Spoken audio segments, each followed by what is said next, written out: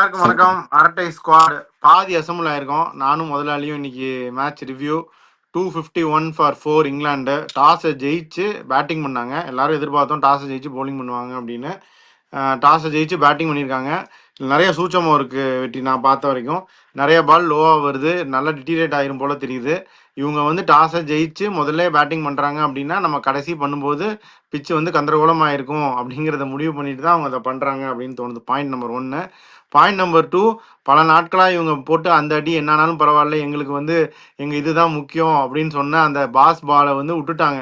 Run rate வந்து 3.02, 251 full quota முடிஞ்சு. அப்போ இதுவும் அவங்க வந்து ஒரு வழியாக எங்களுக்கு வந்து எங்களுடைய இதெல்லாம் கிடையாது, கௌரவதியை நாங்கள் விடுறோம் அப்படின்னு சொல்லிட்டு எங்களுக்கு கேம் தான் முக்கியம் அப்படின்னு சொல்லிட்டு அவங்க விளையாடுறாங்க. அது வந்து ஒரு டேஞ்சரஸ் சைன். ஏன்னா அவங்க அப்ளை பண்ணி ஸ்லோவாக விளையாடுறாங்க அப்படின்னா நம்ம ஃபர்ஸ்ட் இன்னிங்ஸில் மேக்ஸிமைஸ் பண்ணணும், பிச்சு வந்து பேடாக போகுது, பொறுமையாக விளாண்டு எவ்வளோ ரன் சேர்க்க முடியுமோ சேர்த்துடணும் அப்படின்ற அப்ரோச் அவங்க எடுக்கிறாங்களோன்னு தோணுது. அது அவங்க கரெக்டாக தான், இதுதான் அவங்க பிளான் அப்படின்னா things are going as per their plan அப்படின்னு தான் நான் நினைக்கிறேன். நீ என்ன நினைக்கிற? அவங்க அதான் ஸ்டோக்ஸ் சொல்றப்ப வந்து பிச்சை பார்த்து டிசைட் பண்ண முடியாது, வானத்தை பார்த்து தான் டிசைட் பண்ண முடியும் பேட்டிங்கா பவுலிங்கான்னு சொன்னாரு. ஆனா பிச்சு தான் டிசைட் பண்ண தெரியுது அவர் போய் சொல்றாருன்னு. 5 நாளும் வந்து ட்ரையா தான் இருக்க போகுது, ஏதோ ஒரு நாள் மட்டும் கொஞ்சம் நல்லா காத்தடிக்குன்னு போட்டிருக்காங்க. ஸோ அதை பொறுத்த வரைக்கும் ஆனா பிச்சில் மூவ்மெண்ட் இருக்கு, ரொம்ப ஸ்லோவா இருக்கு. அப்ளை பண்ணி ஆடணும் கரெக்ட். இவங்க அவங்க நோக்கத்தோட போயிருந்தாங்கன்னா இந்நேரம் வந்து நம்ம பேட்டிங் பிடிச்ச ஆரம்பிச்சிருப்போம். அதான் அப்படி போயிருக்கோம். அதே மாதிரி டக்கெட்டும் பிராலியும் நல்லா தான் ஸ்டார்ட் பண்ணாங்க. ஒரு ஃபர்ஸ்ட் அவர் நல்லா தாக்கு பிடிச்சாங்க. நிதிஷ்குமார் ரெட்டி அது நல்ல இன்ட்ரடக்ஷன் தான், டக்குன்னு விக்கெட் எடுத்தாரு. அதுக்கப்புறம் இவங்க போப்பும் ரூட்டும் I think they compliment each other. ஒரே மாதிரி ஸ்டைலு, அதே மாதிரி அந்த லஞ்ச் செஷன் வரைக்கும் கொண்டு போனாங்க. கரெக்டா டீ முடிஞ்ச உடனே போப் அவுட் ஆயிட்டாரு. குரூப்ஸ் வந்து எல்லாரும் தானே கேட்டீங்க, லியோவை காணோம், லியோ ரூட் அடிக்கலன்னு வந்துட்டாரு. நான் தாண்டா லியோ அப்படின்ட்டு அடிச்சிட்டாரு. ரூட் வந்து அடுத்த மேட்ச் தான் அடிப்பாரு பார்த்தா இந்த மேட்ச் அடிச்சிட்டாரு. இருந்தாலும் பரவாயில்ல. இவரு பும்ரா வந்து நல்ல பால், 3வது விக்கெட், 3வது தடவை இந்த மாதிரி அவுட் ஆகிறாரு. குரூப்ஸ் காலுக்குள்ள உள்ள வாங்கிட்டு 3வது தடவை அவுட் ஆகுறாரு. அவர் வந்து இந்த ஐபிஎல்ல பூரான் காலில் வாங்குற மாதிரி அவர் காலில் வாங்கிட்டு இருக்காரு இப்போ. அடுத்து வந்து ஆனா இப்போ ஸ்டோக்ஸ் வந்து இப்போ நல்லா பேட்டிங் பிடிக்கிறாங்க, ஸ்டெபிலைஸ் ஆயிட்டாங்க. 2 பேர் ஆங்கர் பண்ணிருக்காங்க. 99ல முடிச்சிருக்காரு. ஸோ நர்வஸ் 90s ஒன்று இருக்கு ரூட்டுக்கு. ஸ்டோக்ஸ் வந்து மேட்ச் முடியறதுக்கு முன்னாடி கொஞ்சம் இன்ஜுரி, அது கிராம்ஸ்ன்றாங்க, இல்ல அது கொஞ்சம் திருப்பி பழைய பிரச்சனையா கொஞ்சம் தெரியல, அது வெயிட் பண்ணி தான் பார்க்கணும். But you couldn't run much அந்த end of the innings. So நாளைக்கு காலையில தான் தெரியும் அவர் என்ன இன்ஜுரியா இல்லை வெறும் கிராம்ஸ் தானே. ஸோ அது ஒரு இருக்கு. ஆனா அவங்க நீ சொன்ன மாதிரி கேம் விட்டுட்டாங்க. பரவாயில்ல, என்னதான் நம்ம வந்து அடிப்போம்னு சொல்லி பரவாயில்லன்னு விட்டுட்டாங்க. தலைகீழாலாம் நாங்க சம்மர் அடிக்க மாட்டோம் அப்படின்னு முடிவு பண்ணிட்டாங்க. போன மேட்ச் நம்ம பண்ண மாதிரி அவங்க பண்றாங்க. அதாவது நம்மள வந்து முடிஞ்ச வரைக்கும் மேக்ஸிமம் செஷன்ஸ் நம்மள வந்து பவுலிங் போட வச்சு ஆன் ஃபீல்ட் இருக்க வச்சுட்டு அதுக்கப்புறம் இவங்க வந்து கொஞ்சம் பின்னாடி வந்து பவுலிங் பிடிச்சி பேட்டிங் பிடிக்கலாம்னு நினைக்கிறாங்க. ஸோ அப்படி போனாங்க, இதே மாதிரி போச்சுன்னா ஒன்னு ஆல் அவுட் ஆகிற வரைக்கும் விளையாடுவாங்க, இல்லாட்டி நாளைக்கு ஈவினிங் டீ நம்ம ரிப்பீட் பண்ற மாதிரி ஃபுல்லா விளையாடுவாங்க. ஃபர்ஸ்ட் இன்னிங்ஸ் தானே ஃபுல்லா விளையாடுவாங்க அவங்க. இந்த பிச்சில் ஃபுல்லா தான் விளையாடுவாங்க. கடைசியா வேற நம்ம பிடிக்கிறோம் இல்லையா, அதனால அவங்க ஃபுல்லா தான் விளையாட பார்ப்பாங்க. சரி, பந்த் இன்ஜுரி என்னாச்சு பாத்தியா? நான் பார்க்கல பந்த் இன்ஜுரி. அது நெயில் வந்து பாதி உடஞ்சிருச்சு, பாதியா போயிடுச்சுன்றாங்க. நெயில் அது கொஞ்சம் கலந்து வந்துருச்சுன்ற மாதிரி சொல்றாங்க. ஆனா தெரியல அது எப்படி ஆச்சுன்னு. கிளவுஸும் போட்டிருந்தாரு, பட் மோஸ்ட்லி வந்துருவாரு. அது ஒரு சும்மா டேப் பண்ணிட்டு வந்துருவாரு நினைக்கிறேன். ப்ராபப்ளி ப்ரிகாஷனரியா கீப்பிங் மட்டும் பண்ணாம பேட்டிங் மட்டும் பண்ண வருவார்னு நினைக்கிறேன். இந்த probably rest of the match அப்படி ஒரு ஆப்ஷன் இருக்கலாம். பட் அது நம்ம நாளைக்கு தான் தெரியும். ஆனா அப்படி பண்ணாங்கன்னா அம்பையர்ஸ் வந்து என்ன சொல்லுவாங்கன்னு தெரியல, எப்ப பேட்டிங் பிடிக்க வரலாம் அப்படின்னு. அது ஒன்றும் ப்ராப்ளம் இருக்காதுன்னு நினைக்கிறேன். பட் கேஎல் ராகுல் பண்ணிருப்பாருன்னு நினைச்சேன். கொஞ்சம் சீரியஸா இருக்கனாலதான் துர்ஜுரல் கூப்பிட்டாங்கன்னு நான் நினைச்சேன். ஆனா அவர் பிடிச்ச கேட்ச் நல்ல கேட்ச். அது கேஎல் ராகுல் பிடிச்சிருப்பாரான்றது டவுட். அது போர் கேட்ச். ஜூரல் பெட்டர் கீப்பர் தான். ஓகே, அதான். இன்னொன்னு என்னன்னா ராகுல் ஓப்பனிங் வேற வரணும், ஃபுல்லா கீப்பிங் பண்ணிட்டு. ஆமா. சோ நாளைக்கு காலையில இன்ட்ரெஸ்டிங்கா இருக்கும். ஏன்னா நியூ பால் எடுத்தாச்சு, 2 ஓவர் போட்டிருக்கோம் நியூ பால்ல. நாளைக்கு மார்னிங் கொஞ்சம் மூவ்மெண்ட் யூஸ் பண்ணி கொஞ்சம் டக்கு டக்குன்னு தூக்கிட்டோம்னா அதுக்கப்புறம் நம்ம இவங்க ஆடின மாதிரி அப்ளை பண்ணி ஆடணும். கேஎல் ராகுல் மேல நம்பிக்கை இருக்கு. ஜெய்ஸ்வால் பாப்பா என்ன பண்றாருன்னு. ஜெய்ஸ்வால் அடிக்கதான் பாப்பாரு. இது இப்ப இன்னொன்னு என்னன்னா கேட்சஸ் இன்னைக்கு போறது ஒண்ணு இல்ல, டஃப் கேட்ச் நிதிஷ் ரெட்டி அதே ஓவர்ல தான். அது ஒண்ணு. இன்னொன்று வெற்றி ராகுல் கொண்டு வந்துச்சு, சிராஜ் பால்லன்னு நினைக்கிறேன். அது வந்து அவங்க என்ன சொன்னாங்க, கமெண்ட்ரிலேயே சொன்னாங்க. என்ன சொன்னாங்கன்னா, லார்ட்ஸ் மாதிரி கிரவுண்டில் வந்து ஒரு அப் ஸ்லோப் ஒரு டவுன் ஸ்லோப் மாதிரி இருக்கும்ல, அந்த சைடு கொஞ்சம் ஒன் ஈவனாக சைடு இருக்காது டெரெயின். ஒரு சைடு இருக்கனால ராகுல் இருந்த எண்டு வந்து அவர் அகேன்ஸ்ட் ஸ்லோப் நின்றுட்டு இருக்காரு. அதனால கொஞ்சம் முன்னாடி நிற்கிறது பெட்டர். நீங்கள் அப்படி பண்ணி ட்ராப் பண்ணாலும் பரவாயில்ல. நீங்கள் பால் ஷார்ட்டாக விழுந்துச்சு, அந்த பால் அது கேட்ச் கிடையாது ஆக்சுவலாக. கேஎல் ராகுலுக்கு ஷார்ட்டாக விழுந்துச்சு. அவர் ஒரு ஸ்டெப் முன்னாடி நின்று அவரை ட்ராப் பண்ணாலும் பரவாயில்ல, ஸ்பீடாக வந்துருந்து. பட் இது வந்து அவர் அகேன்ஸ்ட் ஸ்லோப் போய் ஷார்ட்டாக வர பாலை வந்து முன்னாடி அவர் அகேன்ஸ்ட் ஸ்லோப் போய் பிடிக்கிறது கஷ்டம் அப்படின்னாங்க. இந்த நுணுக்கங்கள்லாம் அங்க பல தடவை ஆடினவங்களுக்கு தெரியும். இவர் போன மேட்ச் ஒரு தடவை ஆடினாரு. அதுக்கப்புறம் இந்த அளவுக்கு அப்போ ஸ்லிப் தான் ஃபீல்டிங் பண்ணாரு, ஞாபகம் இல்ல. சோ அவருக்கு இந்த அளவுக்கு நுணுக்கம் தெரிஞ்சு இது பண்றது கொஞ்சம் கஷ்டம் தான். அதுக்கு அண்டர்ஸ் யூஆர் இங்கிலீஷ் மேன், அங்க கிரவுண்ட் விளையாண்டு இருந்த வழியே அது தெரியுது கஷ்டம் தான். அட்லீஸ்ட் அவங்க இன்னைக்கு கமெண்ட்ரிலே பாயிண்ட் அவுட் பண்ணிட்டாங்க. இன்னும் நாளைக்காச்சும் அதெல்லாம் கொஞ்சம் இது பண்ணா பரவாயில்ல. அது ஒரு பாயிண்ட். இவங்க வந்து அதான் பும்ரா, ஆகாஷ்தீப், சிராஜ் தான் இவங்க வந்து best possible new ball attack they could assemble. அதை பண்ணிட்டாங்க அவங்க. அதை பத்தி என்ன நினைக்கிறீங்க அவங்க போட்டதை? இல்ல, அது நம்ம எதிர்பார்த்த மாதிரி பும்ராக்கு தான் நியூ பால் கொடுத்தாங்க. அது நம்ம கூட பேசணும். சரி பும்ராக்கு ஆனா நியூ பால் வேணும் கேட்டு வாங்கிட்டாரு. பட் அந்த எண்டு பிடிக்கல, அந்த ஸ்டார்ட் பண்ண எண்டு பிடிக்கல. ஸோ நடுவில் சிராஜ் கொண்டு வந்து எண்டு மாத்தினாரு. முழு பேரும் நல்லா தான் போட்டாங்க. ஆனா இந்த பிச்சுக்கு ஏத்தாப்புல போட்டாங்க. ஸோ ரன்ஸ் படி பார்த்தா கொஞ்சம் ஆகாஷ் கொஞ்சம் ரன்ஸ் போயிட்டாரு. ஆனா ரன்ஸ் போறது படி பார்த்தா நீங்க இப்போ நல்லா கண்ட்ரோல் பண்ணாங்க. இப்போ நடுவில் போப்பும் ரூட்டும் ஆடுறப்ப ரன் ரேட் வந்து 2.7 கிட்ட போயிருச்சு. இதெல்லாம் வந்து மக்கள் வந்ததுக்கு அப்புறம் இதெல்லாம் 2 இருந்துச்சு மெஜாரிட்டி ஆஃப் அவங்க முடிவு பண்ணிட்டு தான் வந்திருக்காங்க. நாங்க வந்து இப்படிதான் விளையாட போறோம், பிச்சு பேடாக உங்களை இப்போ ஒஸ்ட் ஆகி கந்தரகோலமாக்கி நீங்க உங்க விக்கெட் நாங்க எடுக்க போறோன்ற மாதிரி தான் இருக்குது பாக்குறதுக்கு.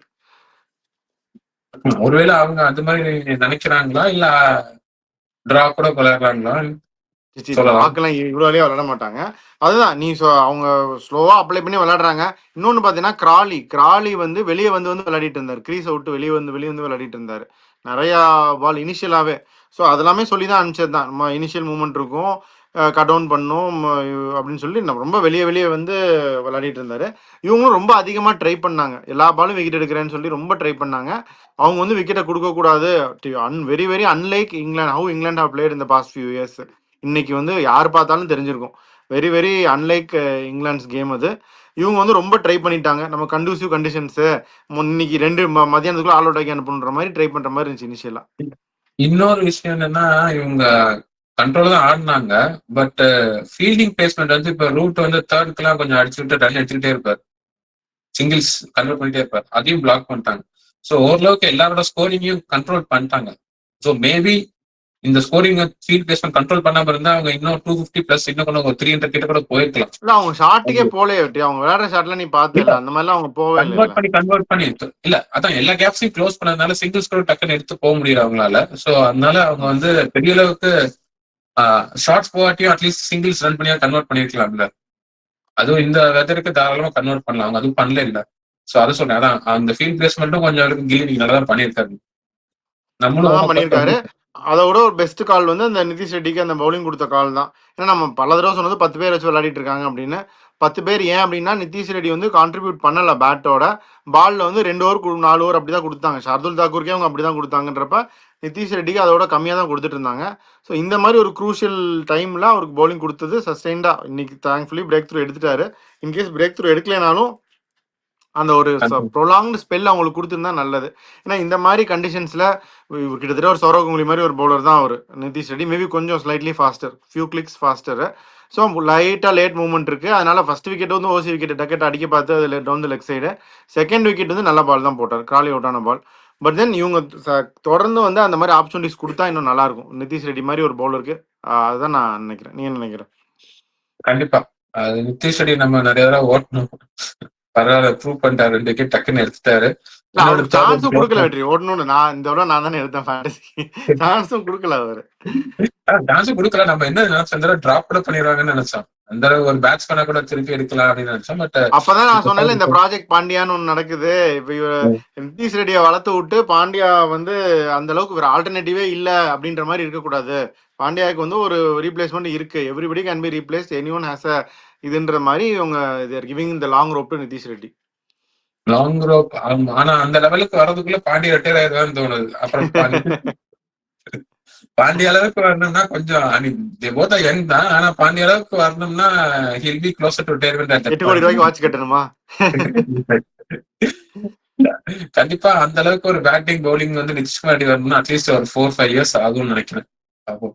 But is a very good player தான் வெற்றி. Undoubtedly extraordinary player. நல்ல ஆப்பர்ச்சுனிட்டிஸ் இன்னைக்கு கிடைச்சிச்சு, ஒரு யூஸ் பண்ணாரு, விக்கெட்டும் விழுந்துச்சு. தேங்க்ஃபுல்லி அந்த இன்னொன்னு ஃபர்ஸ்ட் விக்கெட் வந்து ஃபார்ச்சுனேட் தான். இன்னும் டவுன் த லெக் சைடு ஷார்ட்டா போட்டாரு. இன்னொரு நாள் அதை வெளியே அடிச்சிருக்கலாம் யாராச்சும். இன்னைக்கு அது கேட்ச் ஆயிருச்சு. காலிக் போட்ட பால் நல்ல ball. Things have align for him and he has bowled well. அவ்வளவுதான். இதே மாதிரி கருண் நாயருக்கும் திங்ஸ் ஹேவ் டு அலைன். இல்லாட்டி அன்பார்ச்சுனேட்லி அவருக்கும் சரியா வராது கோயிங் ஃபார்வர்ட். இந்த மேட்ச் ஆக்சுவலா ஒரு ஐடியல் சுச்சுவேஷன். அப்ளை பண்ணி ஆடுறதுக்கு வந்து ஜெய்ஸ்வால் தவிர மற்ற எல்லாருக்குமே வந்து ஐடியல். ஜெய்ஸ்வால் பண்ட் அவங்க 2 பேர் தவிர மற்ற எல்லாருக்குமே வந்து அப்ளை பண்ணி விளையாடப்பட பிச்சு இது. பண்ட் வழக்கம் போல பண்டிங்ஸ் பண்ணுவாரு. பட் பார்ப்போம் எப்படி வந்து விளையாடுறாரு. ஃபிட்டாகி வந்துருவாருன்னா, அதான் நீ சொல்றதை வச்சு பார்த்தா வந்துருவாருன்னு தான் நினைக்கிறேன். ஸோ அதையும் பார்ப்போம். இப்போ கோயிங் ஃபார்வர்ட் நாளைக்கு வந்து இன்னைக்கு நல்ல விஷயம் என்னன்னா நியூ பால் கையில் வச்சிருக்காங்க. இன்னைக்கு என்ன மிஸ்டேக்ஸ் பண்ணியிருக்காங்கன்னு கண்டிப்பாக அவங்க அசஸ் பண்ணியிருப்பாங்க. இன்னைக்கு போய் பிச் மேப்லாம் அவங்க போட்டு காமிச்சிருப்பாங்க அனாலிஸ்ட்டு. நீங்கள் வந்து இவ்வளோ கண்டியூசிவ் கண்டிஷன்ஸில் எங்கே போட்டீங்க, என்ன லென்த்து லைனு எல்லாம் அவங்க டிஸ்கஸ் பண்ணியிருப்பாங்க. ஸோ கண்டிப்பாக நாளைக்கு வந்து தேல் come with an improved plan. அதை அவங்க கரெக்டாக எக்ஸிக்யூட் பண்ணாங்க அப்படின்னாலே வாட்ச்ஃபுல்லாக தான் இருப்பாங்க. இருந்தாலும் நியூ பாலில் பர்ச்சேஸ் இருக்கும். ஒரு 2-3 விக்கெட் எடுத்துட்டாங்க அப்படின்னா கொஞ்சம் இவங்களுக்கு ரிலீஃப் இருக்கும் இந்த கேமில். அப்படி இல்லைன்னா அவங்க வந்து 2 செஷன் ஆடிட்டாங்க இங்கிலாந்து அப்படின்னா அப்புறம் பிச் இன்னும் ஃபர்தராக பேட் ஆகிட்டே போகும். நிறைய பால் லோவாக வருது. பேட் ஆகிட்டே போச்சு அப்படின்னா things will be very difficult for India to get back. இதான் நான் நினைக்கிறேன். நீ என்ன நினைக்கிற? அதான் அந்த ஒரு எண்டு மட்டும் அந்த ஸ்டீப் எண்ட்ல இருந்து போடுறப்ப ஐ திங்க் அந்த பால் கொஞ்சம் லோவா வருது. பட் தூக்கிடுவாங்க, பார்ப்போம். கான்ஃபிடன்ட்டா ஓரளவுக்கு பிளான். அதாவது முன்னாடி வந்து ஸ்லாப் பண்ற அளவுக்கு இருக்க மாட்டாங்க. பிளஸ் இவங்களும் 250 தான் அடிச்சிருக்காங்க. இன்னும் கொஞ்சம் ஆக்சலரேட் பண்ண பார்ப்பாங்க. ஏன்னா இதுக்கப்புறம் விக்கெட்ஸ் இருக்கு. ஸோ இன்னும் இதுக்கப்புறம் டிசிஷன் வரவங்க அடிக்க தான் பார்ப்பாங்க. இந்த பார்ட்னர்ஷிப்க்கு அப்புறம் வரவங்களாம் கொஞ்சம் அடிக்க தான் பார்ப்பாங்க. ஸோ அதனால ஒரு சான்ஸ் இருக்கு, பார்ப்போம். அது கேபிடலைஸ் பண்ண நாளைக்கு காலைல ஃபர்ஸ்ட் வர கேபிடலைஸ் பண்ண விக்கெட் எடுத்தா அந்த திருப்பி தான் டர்னிங் பாயிண்ட். இப்போ முடிஞ்ச இல்லாட்டி அவங்க வரைக்கும் முன்னாடி போயிடுவாங்க. பயங்கரமா அவங்க அஹெடா போயிடுவாங்க. Rest of the test match வந்து இது India will be playing the catching game தான். இப்போ இன்னும் வந்து nobody is ahead in this game. Luckily இவங்க வந்து 250 தான் அடிச்சிருக்காங்க. End of the day 4 wicket போயிருச்சு அப்படின்னு நம்ம பார்த்தாலும் ரன்னவே பண்ணல. அவங்க 350 அடிச்சிருந்தாங்கன்னா அது கொஞ்சம் வேற மாதிரி இருந்திருக்கும். இல்லை ஒரு 375 400 கூட அடிக்கிறாங்க ஒரு நாளில். பட் தென் அவங்க லக்கிலி ரன்ஸும் பெருசாக ஸ்கோர் பண்ணல. அப்படிங்கிறப்ப match still bit of a balance தான். நாளைக்கு வந்து ரன்னவே பண்ணிடக்கூடாது அவங்க. இல்ல அந்த முன்னாடி இருந்த கடைசி 2 வருஷம் அந்த மென்டாலிட்டியே கண்ட்ரோல் பண்ணி பாடிட்டு இருக்காங்க. சோ அதனால இப்ப எரர்ஸ் பண்றதுக்கு வாய்ப்பு இருக்கு. அது அவங்க அந்த மாணிக்கமா டபுள் ஆட்டோ மைண்டா. ஓட்டிட்டு இருக்காங்களா? அவ்வளோலாம் ஓவரா உங்களுக்கு?